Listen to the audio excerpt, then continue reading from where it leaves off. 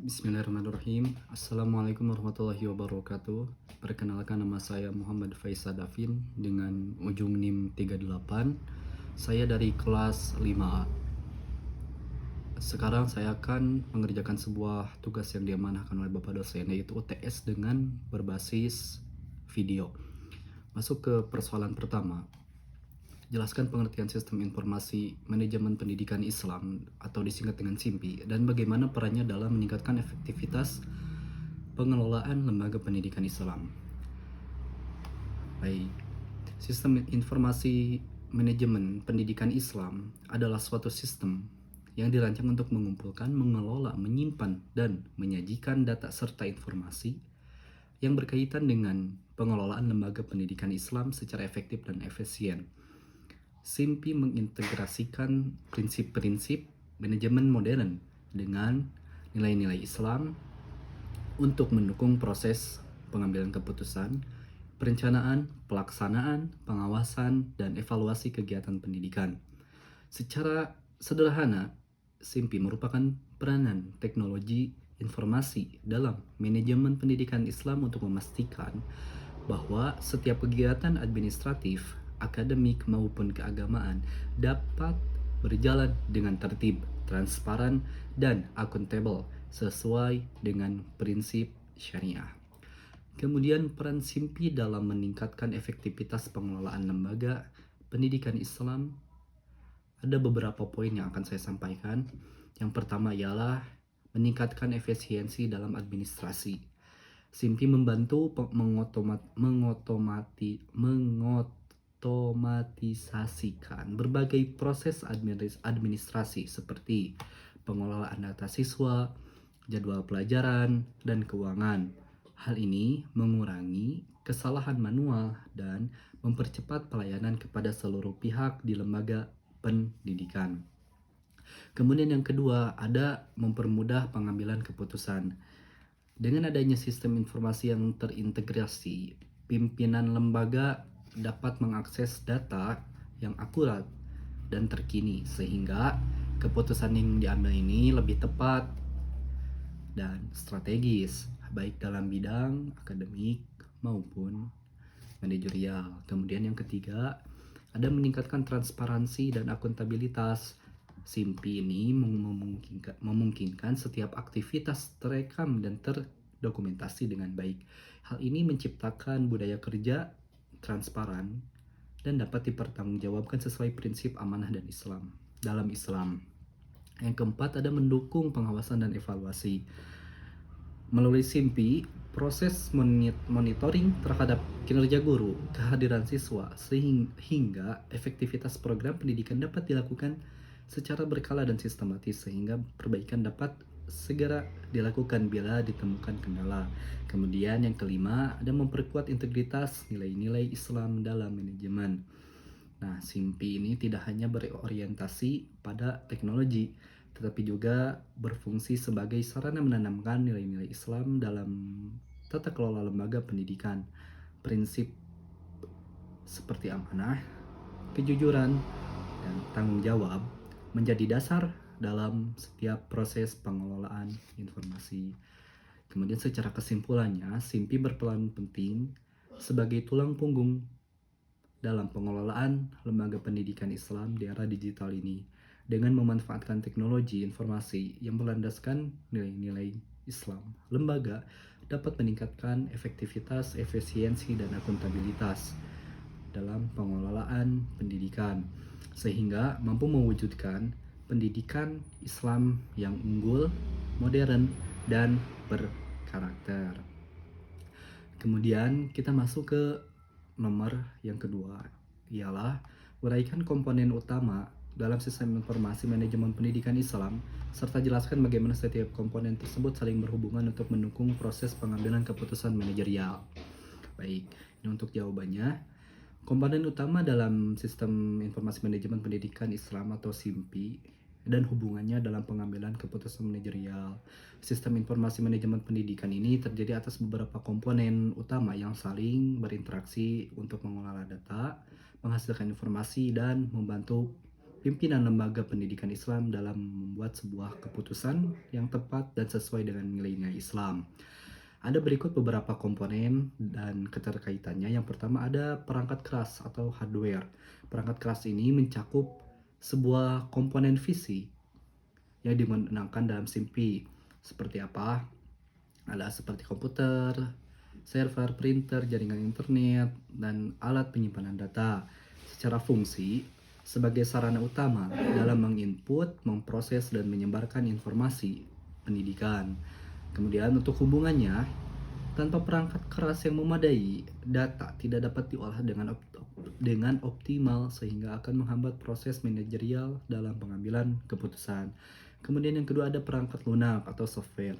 Perangkat lunak adalah sistem dan aplikasi yang digunakan untuk mengelola data seperti program basis data akademik, keuangan, kepegawaian, dan sistem administrasi sekolah. Secara fungsi, mengatur alur pengolahan data menjadi informasi yang bermanfaat untuk pimpinan lembaga. Secara hubungan, software berfungsi untuk mengubah data mentah dari hardware menjadi informasi yang siap untuk dianalisis oleh pimpinan. Kemudian yang ketiga, ada data dan informasi. Data adalah bahan mentah berupa fakta-fakta pendidikan. Misalnya, jumlah siswa, nilai kehadiran, keuangan. Sedangkan informasi adalah hasil pengolahan data yang berguna dalam proses pengambilan sebuah keputusan. Secara fungsi, menjadi dasar bagi manajemen untuk merumuskan kebijakan, mengevaluasi kinerja, dan menentukan arah strategis lembaga. Kemudian secara hubungan, data yang akurat dan secara hubungan data yang akurat dari berbagai unit seperti akademik, keuangan, dan sarana prasarana diolah oleh software dan dianalisis untuk menghasilkan informasi yang relevan bagi pimpinan. Kemudian yang keempat, ada sumber daya manusia atau brainware. Sumber daya manusia meliputi semua pihak yang terlibat di dalam pengguna sistem, seperti operator data, staf administrasi, guru, pimpinan lembaga. Kemudian secara fungsi, menginput, mengelola, dan memanfaatkan informasi sesuai dengan tanggung jawabnya. Kemudian secara hubungan, SDM menjadi penghubung utama antara teknologi dan keputusan manajerial. Tanpa kemampuan SDM yang baik, sistem tidak dapat berjalan secara efektif meskipun teknologi sudah canggih. Kemudian yang kelima ada prosedur atau mekanisme kerja. Prosedur merupakan tata cara, aturan, atau alur kerja dalam pengumpulan, pengolahan, dan penyebaran informasi. Secara fungsi, menjamin bahwa setiap data dan informasi diproses dengan standar yang sama dan sesuai prinsip syariah seperti amanah dan kejujuran. Kemudian secara hubungan, prosedur memastikan aliran informasi dari satu bagian ke bagian lain berjalan lancar, sehingga pimpinan memperoleh informasi yang valid untuk pengambilan sebuah keputusan. Nah, untuk yang keenam ada jaringan dan komunikasi atau networking. Komponen ini menghubungkan seluruh bagian dalam lembaga, baik secara internal maupun eksternal, melalui jaringan komputer atau jaringan sistem daring. Secara fungsi, mempercepat distribusi informasi antar unit lembaga pendidikan, contoh dari bagian akademik ke keuangan, kemudian atau dari keuangan ke kepala sekolah atau kepala madrasah. Kemudian secara hubungan, tanpa jaringan yang baik, informasi tidak akan sampai tepat waktu sehingga keputusan bisa tertunda atau kurang akurat. Nah, keterkaitan antar komponen dalam mendukung manajerial, semua komponen SIMPI ini bekerja secara terpadu dan sinergis. Data dikumpulkan melalui hardware oleh SDM sesuai prosedur yang ditetapkan. Kemudian data tersebut diolah melalui software menjadi informasi yang relevan. Kemudian informasi disalurkan melalui jaringan komunikasi kepada pimpinan lembaga. Nah, pimpinan atau manajer pendidikan kemudian menganalisis informasi tersebut untuk mengambil keputusan strategis terkait perencanaan, pengawasan, dan evaluasi kegiatan pendidikan. Secara kesimpulan, komponen SIMPI ini merupakan satu kesatuan yang saling melengkapi hubungan antar unsur seperti data, teknologi, dan manusia menciptakan sistem yang efisien dan akuntabel dalam mendukung pengambilan keputusan manajerial.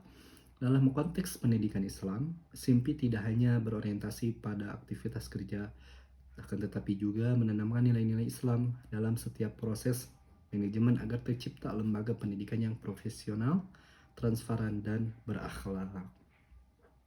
Kemudian masuk ke nomor yang ketiga ialah jelaskan hubungan antara digitalisasi administrasi pendidikan dengan peningkatan transparansi, akuntabilitas, dan mutu pelayanan di lembaga pendidikan Islam. Nah, digitalisasi administrasi pendidikan ini merupakan sebuah proses penerapan teknologi digital dalam kegiatan pengolahan data, informasi, dan layanan administrasi di lembaga pendidikan.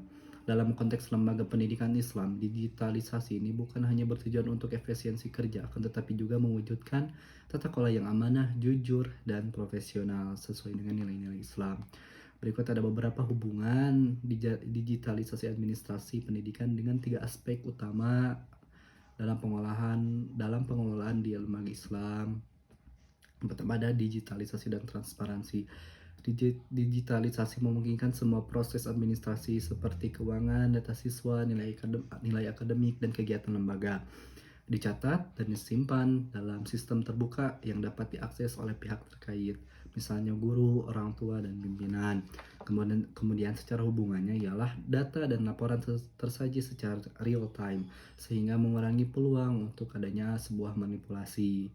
Kemudian ada informasi tersebut dapat diakses dengan mudah dan jelas oleh pihak yang berwenang, sehingga menciptakan sebuah kejelasan dan keterbukaan. Kemudian ada transparansi. Nah, transparansi ini sesuai dengan nilai-nilai Islam tentang as-siddiq atau benar atau jujur dan amanah dapat dipercaya dalam mengelola urusan publik.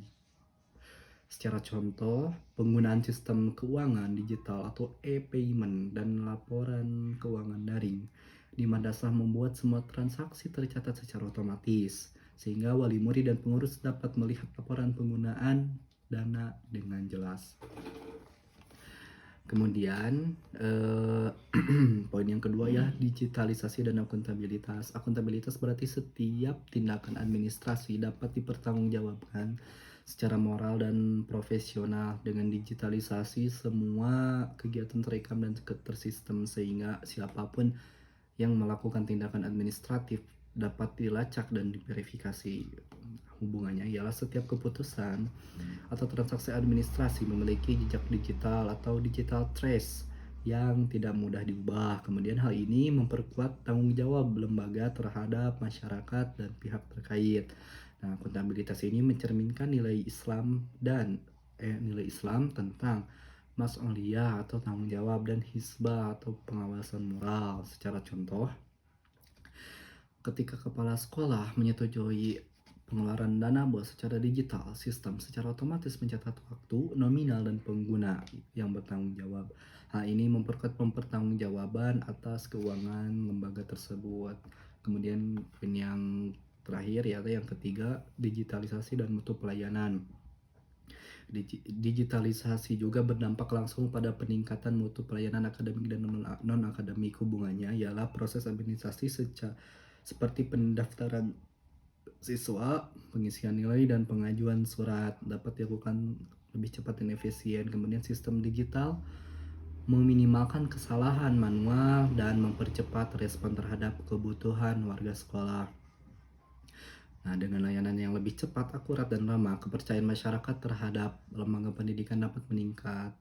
Itu. Kemudian contohnya ialah madrasah yang menerapkan sistem akademik daring atau e-learning dan portal siswa memungkinkan siswa dapat mengakses nilai, jadwal, dan materi pelajaran kapanpun, sehingga meningkatkan kepuasan dan mutu layanan.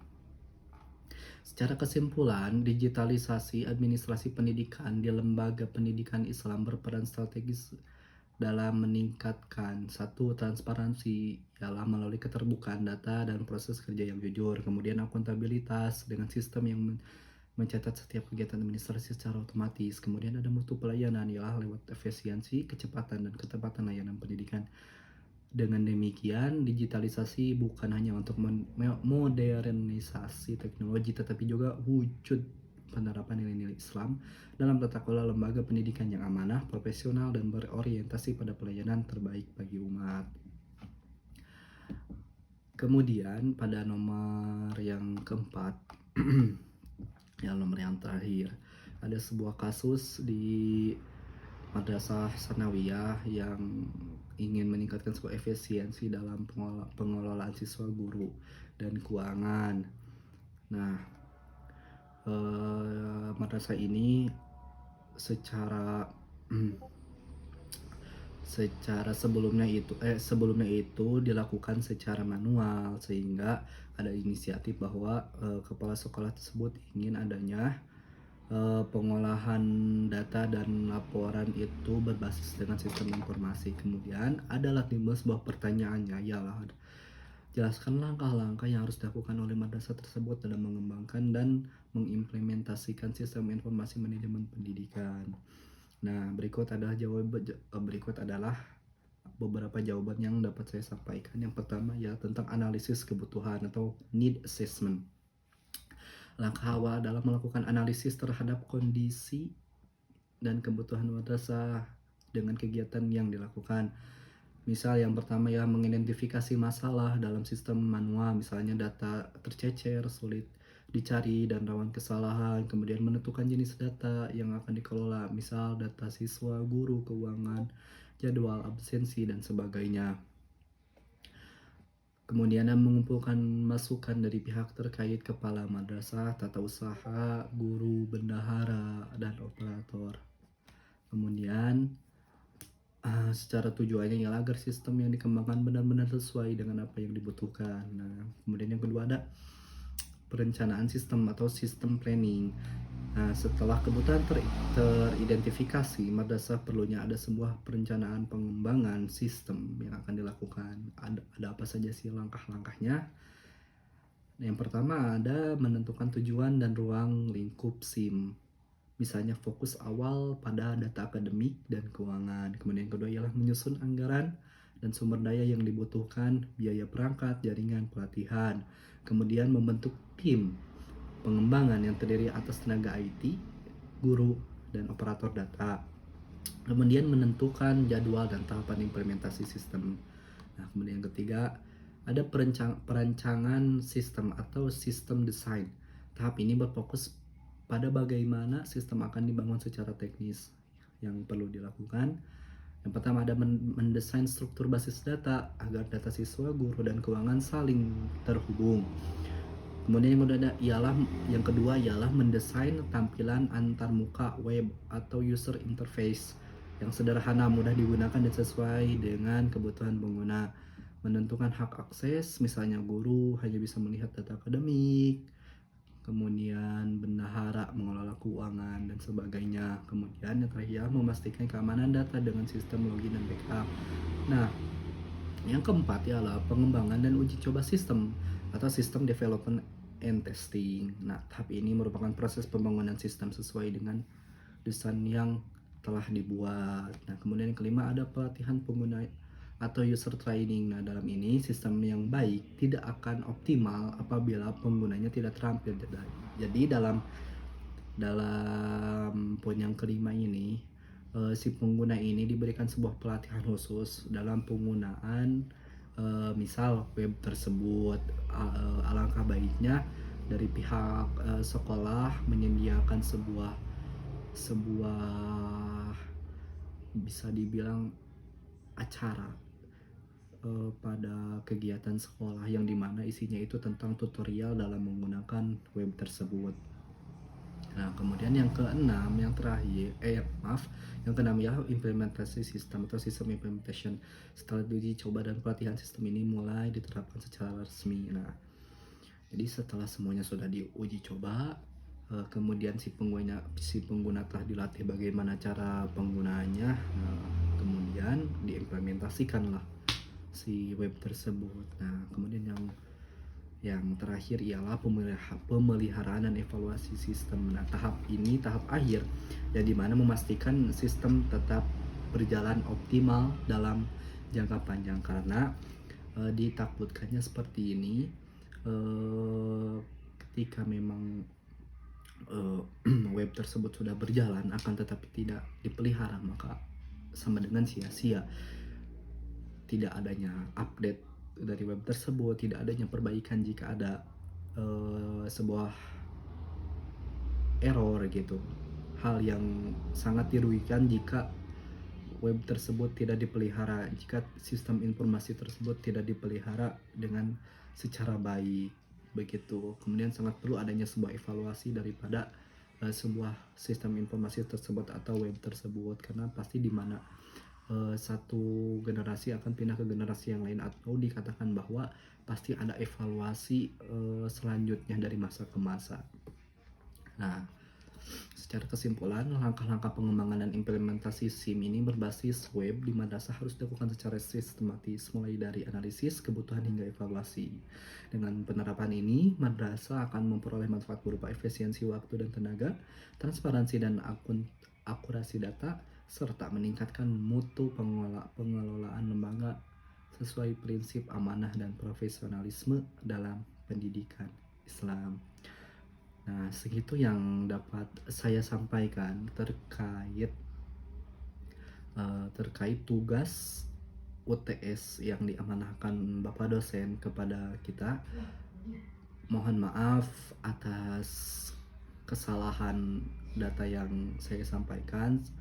Saya harap dengan apa yang saya sampaikan ini menjadi pelajaran penting bagi saya, terutama bagi yang mendengar apa yang telah saya sampaikan ini.